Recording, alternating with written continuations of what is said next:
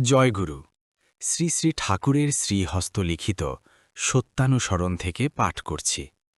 আজকের বিষয় বন্ধন ও অদৃষ্ট। কাজ করে যাও, কিন্তু আবদ্ধ হইও না।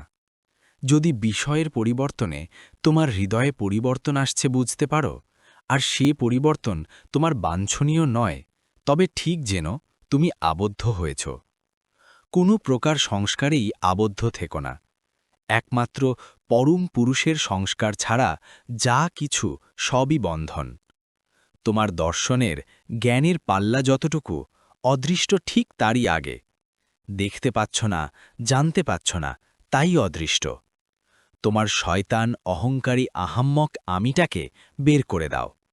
পরমপিতার ইচ্ছায় তুমি চলো, অদৃষ্ট কিছুই করতে পারবে না। পরমপিতার ইচ্ছাই অদৃষ্ট। তোমার সব অবস্থার ভেতর তার মঙ্গল ইচ্ছা বুঝতে চেষ্টা করো। দেখবে কাতর হবে না, বরং হৃদয়ে সবলতা আসবে, দুঃখেও আনন্দ পাবে। কাজ করে যাও, অদৃষ্ট ভেবে ভেঙে পড়ো না, আলসে হয়ো না।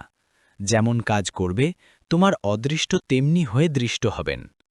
সৎকর্মীর কখনো অকল্যাণ হয় না, একদিন আগে আর পাছে।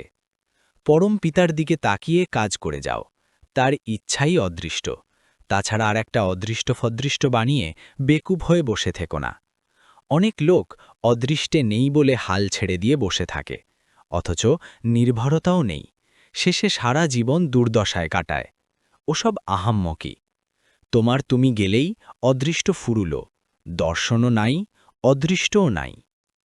বন্ধন ও অদৃষ্ট বিষয়ক আজকের সত্যানুসরণ পাঠ এখানেই শেষ হল। জয় গুরু।